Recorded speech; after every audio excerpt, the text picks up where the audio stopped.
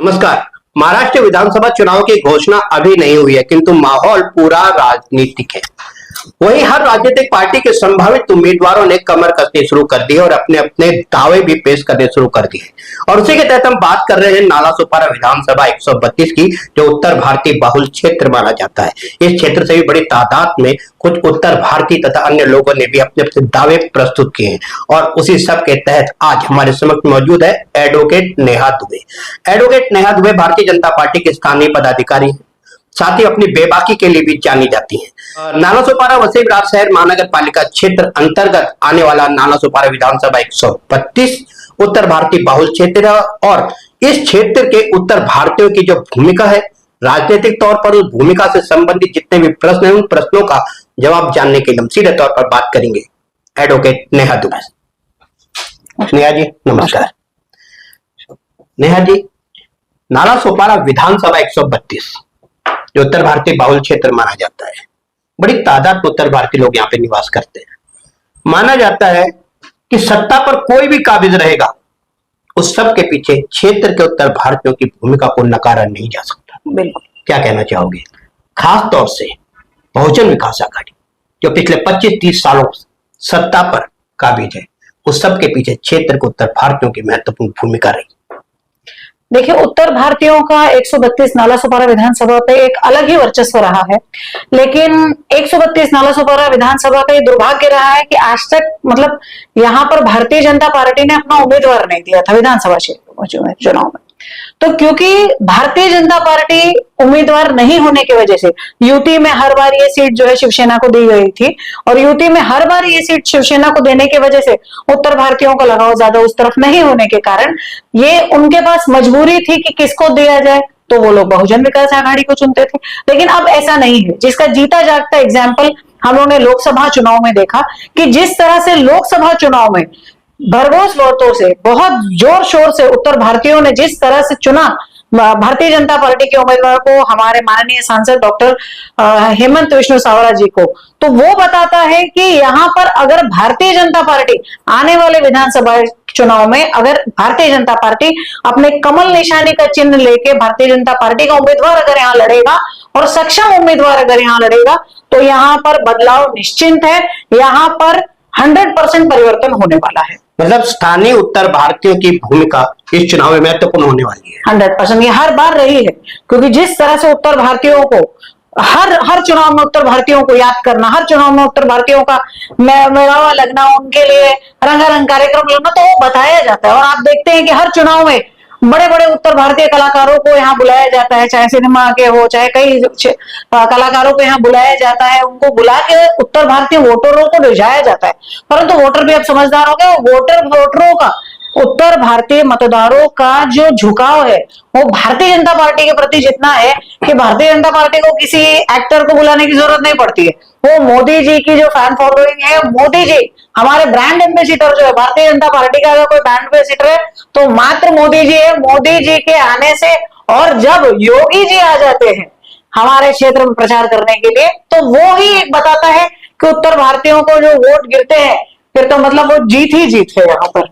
आप सही कह रहे हो, लेकिन अभी हाल ही में भारतीय जनता पार्टी के स्थानीय पदाधिकारी या स्थानीय कार्यकर्ताओं के बीच में एक अंतर्कलह देखने को मिली, जब भरत राजपूत के बैनर 15 अगस्त को संपूर्ण नालासोपारा विधानसभा 132 के तहत लगाए गए और फिर एक बैनर के फटने की जानकारी भी सामने आई। आरोप राजन नाइक जी पर भी लगा, जो तमाम तरह के घटनाक्रम सामने आए, 2 गुट बन गए, आरोप प्रत्यारोप का दौर लगा। कहीं ना कहीं भारतीय जनता पार्टी इस सारे मामले में कमजोर होती नजर आई, जिसका कि आने वाले चुनाव पर बुरा असर पड़ने की संभावना है। सबसे पहले तो मैं कहूंगी कि मुझे लगता है कि ये जो 15 तारीख का जो ये घटना घटी कि जिस तरह से बैनर लगना, बैनर फटना, तो मुझे लगता है ये भारतीय जनता पार्टी के इनमेट्स का काम नहीं है, हमारे पार्टी के लोगों का काम नहीं है। मुझे लगता है कि किसी और पार्टी के लोगों ने वो बैनर छपवाए हैं और उन्होंने छपवा के ये चीज करा है, क्योंकि इस विषय में अभी तक भरत राजपूत जी का खुलासा आया नहीं है कि उन्होंने बैनर छपवाए हैं कि नहीं छपवाए। दूसरा, कहीं पे भी औपचारिक रूप से भरत राजपूत जी ने कहा नहीं है कि मैं इच्छुक उम्मीदवार हूं यहाँ का।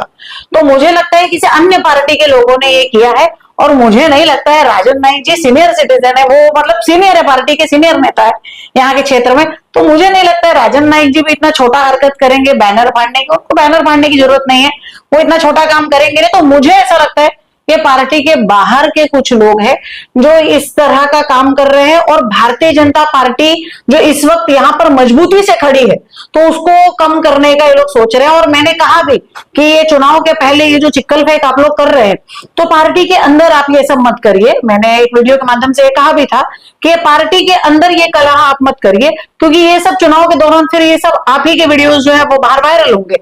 तो मैंने यही कहा कि आप याद रखिए कि आपका कॉम्पिटिटर कौन है, आपको किसकी सत्ता गिरानी है। आपको बहुजन विकास आघाड़ी की सत्ता जो यहाँ 25 साल से काबिज है उसको गिरानी है, ना कि आपको आपस में लड़ना है। आपको ये चीज जोड़ना है कि हमारे लिए हमारा शीर्ष नेतृत्व मोदी जी सब कुछ है, हमारे लिए महाराष्ट्र का हमारा शीर्ष नेतृत्व यानी देवेंद्र फडणवीस जी सब कुछ है, और हमारे कमल की निशानी। तो जो भी उम्मीदवार रहेगा पूरे पार्टी ने एकजुट होके एक होके पूरी ताकत से उसको जिता के लाना है।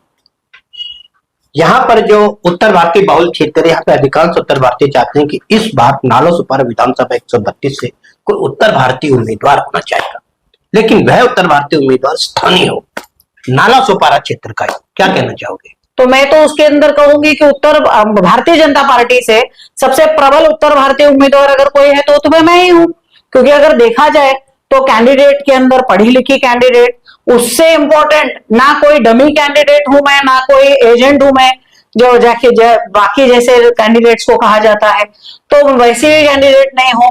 दूसरा, सेटल होने वाली कैंडिडेट भी नहीं हो, किसी की ताकत नहीं है मुझे सेटल होने के लिए।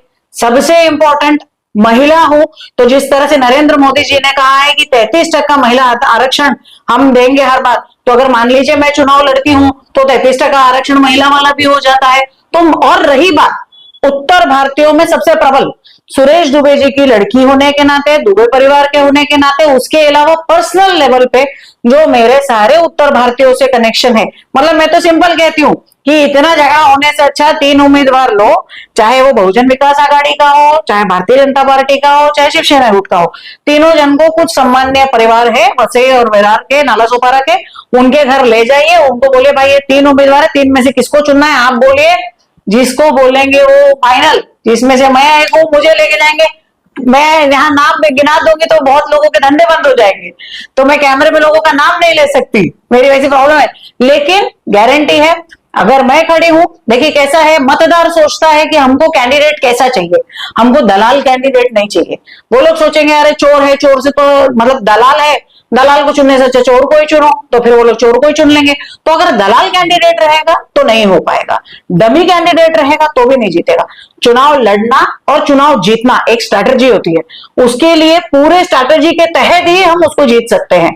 तो कैंडिडेट भी ऐसा चाहिए जो मतदारों के दिलों में रहे, मतदारों को उनकी भाषा समझ में आए, और मतदार को लगे कि हाँ सही में यही एक है जो हमारे लिए टफ फाइट कर सकता है।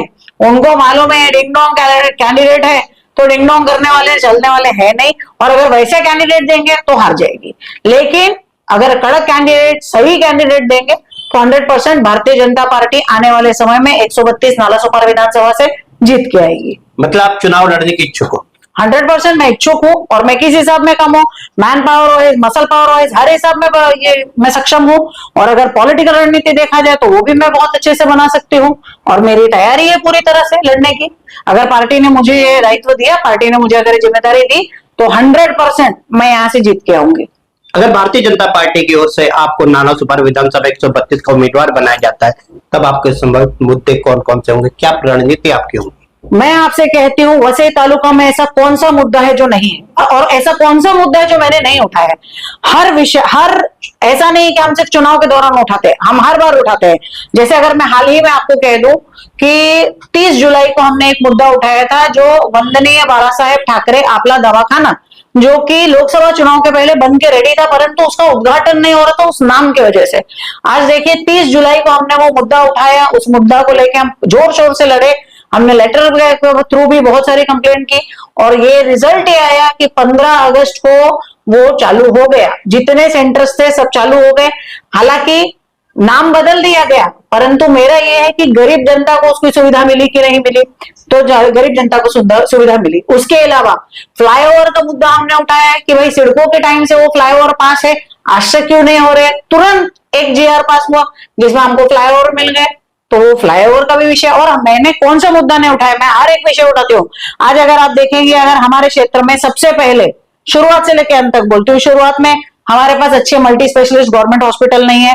प्राइवेट हॉस्पिटल की हालत क्या है वो हम जानते हैं, एमबीबीएस डॉक्टर ने और लूट मची है। तो हमने ये डिमांड किया है कि हमको गवर्नमेंट के मल्टी स्पेशलिस्ट हॉस्पिटल चाहिए, सरकारी मल्टी स्पेशलिस्ट हॉस्पिटल, जो कि हमको आज अगर हमारे यहाँ कोई बहुत बड़ा एक्सीडेंट हो जाता है या कोई बीमारी हो जाता है तो ट्रीटमेंट के लिए हमको शताब्दी भागना पड़ता है या तो फिर केईएम जाना पड़ता है। तो वैसा ना जाके अगर हमारे पास रहेगा, आज हमारी आबादी कितनी है, 23 लाख की आबादी है वसई तालुका की, तो अगर यहाँ पे अगर मल्टी स्पेशलिस्ट हॉस्पिटल आता है तो उससे हमको सुविधा मिलती है।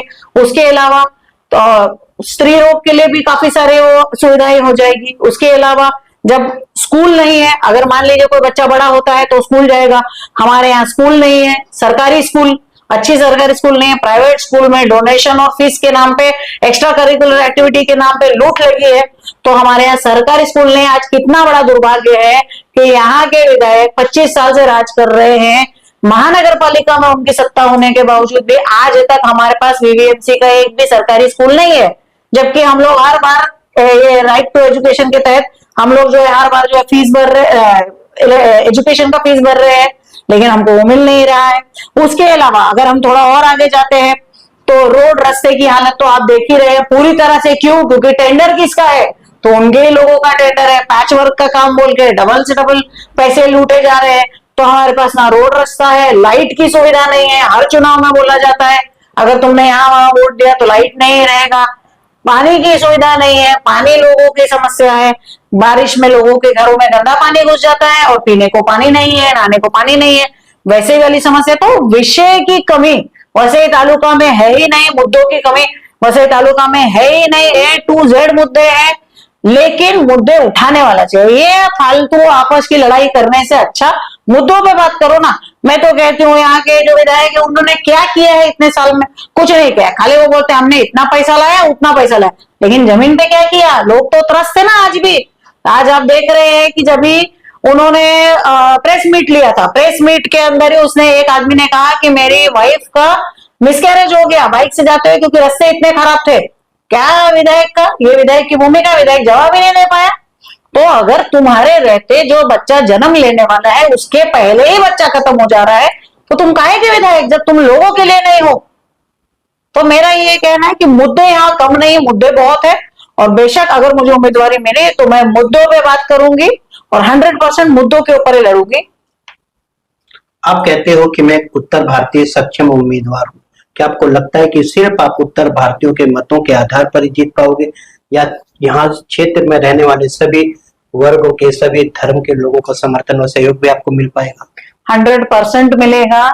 ऐसा नहीं है कि मैं भारतीय जनता पार्टी के उम्मीदवार हूं तो मुझे मुस्लिम समाज का वोट नहीं मिलेगा, क्योंकि मुस्लिम समाज भी भली भांति जानता है कि 2015 से कब्रिस्तान की लड़ाई मैं ही लड़ रही हूँ और कब्रिस्तान के उनके लिए हर बार उनको चाहे पत्र व्यवहार के माध्यम से चाहे किसी भी माध्यम से उनके लिए हमेशा मैं खड़ी रही हूँ। और मैं यहाँ की स्थानिक हूँ, मेरा क्या, मेरे पिताजी का जन्म तक नालासोपारा में हुआ है। तो यहाँ के जितने लोग हैं, चाहे यहाँ के जितने जो पहले नालासोपारा में इक्के दुक्के लोग रहते थे, तो बाकायदा नाम से घर परिवार के लोगों के नाम से हम लोगों को वो लोग जानते हैं। और आप विश्वास नहीं करेंगे, हर बार हमारा विषय रहता है कि चाहे वो मुस्लिम लोगों को कब्रिस्तान दिलाना हो, चाहे क्रिश्चियन लोगों को धर्म दफन भूमि दिलानी हो, तो हमारे मुद्दे हमेशा चलते रहते हैं। और वो लोग भी भली बात ही जानते हैं कि हम उनके साथ हैं। और उनके साथ तो मेरे भाई बहन के बंदे बोले तो मुझे बोलते हैं दीदी आप 100% टिकट लेके आपको तो जिता के लाएंगे। तो उनको पता है मिलने वाला है और मुझे टिकट मिलेगा तो वो लोग 100% जिता के लाएंगे। और मुझे पता है उनका वोट मेरे साथ ही, किसी के साथ नहीं है। और पिछले चुनाव में भी हमने देखा कि किस तरह से यहाँ के स्थानिक आमदार को लिख के देना पड़ रहा था कि मैं लिख के देता हूं, आप मुझे वोट दो, अगर आप मुझे वोट दोगे तो मैं वहां पे समर्थन नहीं दूंगा। तो उनको ऐसा लिख लिख के देना पड़ रहा था एक एक को। तो वैसा यहाँ पे नहीं है, यहाँ दिल के संबंध है, वो 100% अपने साथ है। उसके अलावा मैं ये भी कहूंगी कि जैसे हमारे देवेंद्र फडणवीस जी जो है वो हमारे यहाँ के युवा सीएम रहे हैं महाराष्ट्र के, तो मुझे भी ऐसा लगता है कि जो सीनियर सिटीजन हो गए वो सीनियर सिटीजन की कैटेगरी में रहे। यहाँ पे अभी एक युवा चेहरा को जरूरत है, क्योंकि कैसा युवा चेहरा भली बाती टफ फाइट दे पाएगा युवा लोग को। और जैसे मोदी जी ने क्राइटेरिया रखा है 75 का, तो 75 का क्राइटेरिया एमपी इलेक्शन में रखने का। आमदारकी में अभी 50 का क्राइटेरिया हो जाना चाहिए कि 50 एंड अबाउ नहीं, अभी आप नहीं लड़ सकते हो। तो युवा को देखें, क्योंकि देश का नेतृत्व जो है वो युवा की करे। और उसके अलावा आप देख रहे हैं हमारा देश भी, जो हमारे देश की संख्या भी इस वक्त युवा पे चल रही, तो युवा कैंडिडेट रहेगा तो 100% जीत के आएगा। एक एनर्जी रहती है युवाओं में लड़ने की, वो फाइट रहता है, वो फाइट लड़ेंगे हम और जीत के आएंगे 100%। आप लोगों का साथ चाहिए बस। जी धन्यवाद। आपने देखा कि किस तरह से हमारे सवालों का बेबाकी से नेहा दुबे ने जवाब दिया। उन्होंने कहा कि क्षेत्र में कोई सक्षम उम्मीदवार हो ना हो, मैं सक्षम उम्मीदवार हूं और मैं जनता की अपेक्षा व आकांक्षाओं के अनुसार काम करके भी दिखाऊंगी। मेरे पास सिर्फ 1-2 मुद्दे नहीं, तमाम मुद्दे हैं जिनके आधार पर, जिनकी रणनीति के आधार पर चुनाव लड़ा जा सकता है। आज के लिए इतना ही, और तमाम प्रकार की राजनीतिक खबरें देखने के लिए सब्सक्राइब कीजिए क्राइम रिपोर्टर्स टीवी न्यूज।